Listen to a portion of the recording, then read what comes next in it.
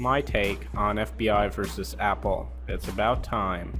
War words escalates between Apple CEO and the FBI director. Funny thing to do is to go put on some really inspirational music, like the music that's in the background when the president in Independence Day is giving the speech about we will not go whatever into the night.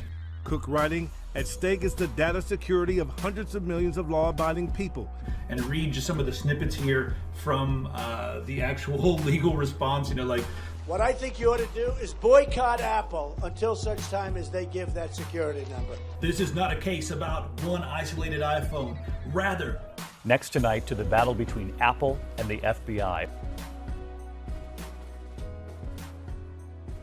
I would like to preface this video by saying that the case at hand does not only hold relevance to those who are customers of Apple or use Apple products. Neither is it only relevant to those who are US citizens. This particular case has tremendous significance because of its nature and is going to be an important trendsetter when it comes to privacy, encryption, government surveillance, and affects all users worldwide.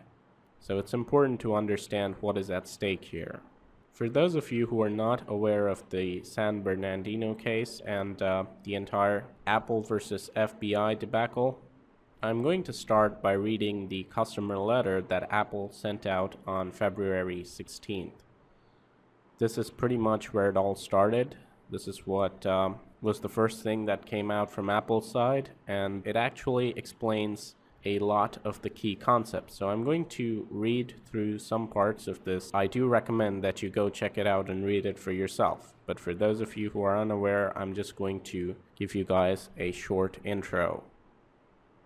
So it starts by saying that the United States government has demanded that Apple take an unprecedented step which threatens the security of our customers. We oppose this order, which has implications far beyond the legal case at hand. This moment calls for public discussion, and we want our customers and people around the country to understand what is at stake.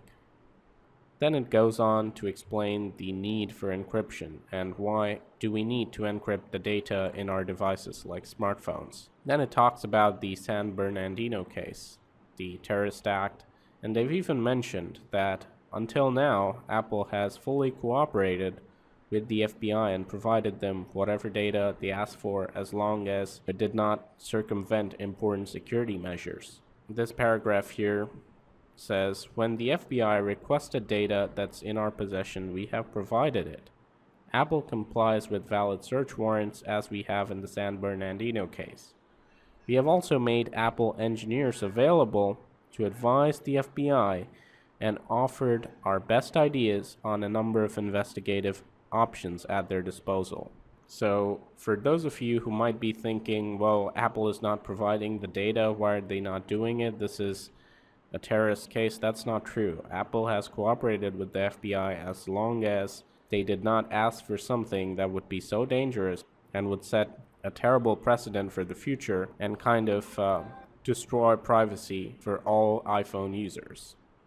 Next, they talk about the threat to data security and the problem that is going to occur when you build a backdoor into the iPhone. So basically, that's what the FBI wants. In fact, the case is such. Let me just put this out straight.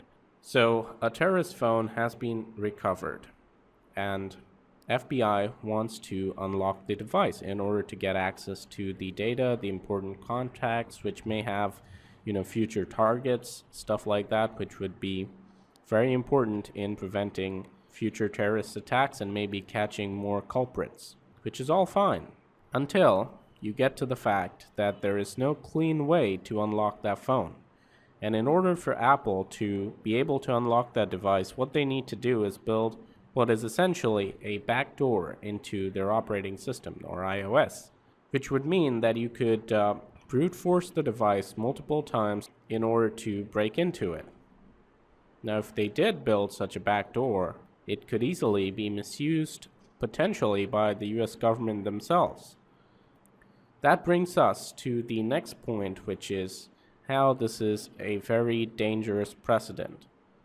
Rather than asking for legislative action through Congress, The FBI is proposing an unprecedented use of the All Writs Act of 1789 to justify an expansion of its authority. The government would have us remove security features and add new capabilities to our operating system, allowing a passcode to be input electronically. This would make it easier to unlock an iPhone by brute force, trying thousands or millions of combinations with the speed of a modern computer. The implications of the government's demands are chilling. If the government can use the All Writs Act to make it easier to unlock your iPhone, it would have the power to reach into anyone's device and capture their data. The government could extend this breach of privacy and demand that Apple build surveillance software to intercept your messages, access your health records or financial data, track your location, or even access your phone's microphone or camera without your knowledge. Opposing this order is not something we take lightly. We feel we must speak up in the face of what we see as an overreach by the US government. We are challenging the FBI's demands with the deepest respect for American democracy and the love of our country. We believe it would be in the best interest of everyone to take a step back and consider the implications. While we believe the FBI's intentions are good, it would be wrong for the government to force us to build a backdoor into our products. And ultimately, we fear that this demand would undermine the very freedoms and liberty our government is meant to protect. And then signed Tim Cook. Apple's message to everyone, and recently Apple have gone into the case with a 65-page document which just breaks down the whole legal case, and I'm going to put a lot of resources in the description for those of you who are interested. Tech Syndicate have made an excellent video explaining all the parameters here. I think you should go check that out as well. As for my opinion, I'm totally with Apple on this one.